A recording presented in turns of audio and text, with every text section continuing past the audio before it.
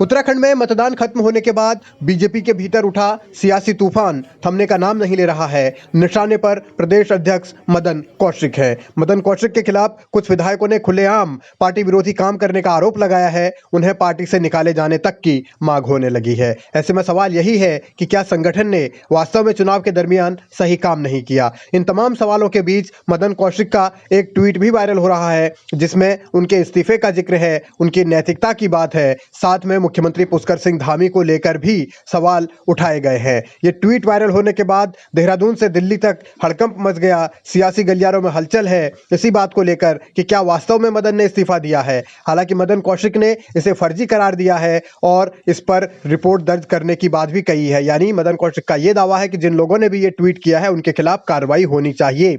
मदन कौशिक ने इसे फर्जी ट्वीट बताकर अपना पल्ला तो झाड़ लिया, लेकिन सियासी गलियारों में सवाल तो बहुत सारे उठ ही रहे हैं कि बीजेपी के भीतर आखिर चल क्या रहा है। और इस पूरी उठापटक के बीच मुख्यमंत्री पुष्कर सिंह धामी ने पार्टी नेताओं को संयम बरतने की नसीहत दी है।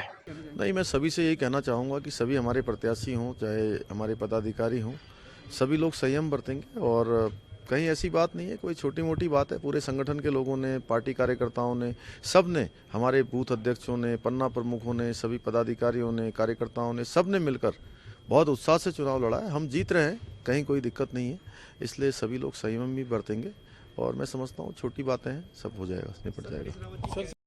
नतीजों से पहले ही बीजेपी में जिस तरीके से झगड़ा लगातार बढ़ रहा है, कई विधायक सवाल उठा चुके हैं और इस हालत में प्रदेश के भीतर आखिर संगठन की भूमिका क्या होगी। आखिर जो लोग लगातार पार्टी के भीतर ही सवाल उठा रहे हैं या पार्टी के दूसरे नेताओं को, कार्यकर्ताओं को गद्दार करार दे रहे हैं, क्या उन नेताओं पर भी बीजेपी कोई एक्शन लेने की हिम्मत दिखा पाएगी। सवाल ये भी है कि आखिर बीजेपी में इतनी खलबली क्यों मची है, आखिर इतना हड़कंप क्यों है। और संजय गुप्ता जो लक्सर से विधायक हैं और इस बार भी चुनाव लड़ रहे हैं, वो तो यहां तक कह रहे हैं कि मदन कौशिक की संपत्ति की जांच होनी चाहिए। संजय गुप्ता ने यह दावा किया है कि एक दूध बेचने वाला आखिर हजारों करोड़ की प्रॉपर्टी कैसे बनाया जा सकता है। यानी उनके निशाने पर सीधे सीधे मदन कौशिक हैं। अब सवाल यही है कि इन हालात में, इन चुनौतियों के बीच भारतीय जनता पार्टी अनुशासन कैसे बनाए रखेगी। तो सीधे तौर पर पार्टी के प्रदेश अध्यक्ष के खिलाफ जो है मोर्चा खोले, कह रहे कि उनको हराने के लिए षड्यंत्र रचा गया उनके द्वारा। आप क्या कहेंगे? एक वीडियोस घूम रहे हैं। नहीं, अभी वीडियो की कोई सत्यता नहीं है, बात करेंगे। अभी मैं यहाँ पहुँचा हूँ, इस बारे में जानकारी करें। सीएम साहब चुनाव प्रचार।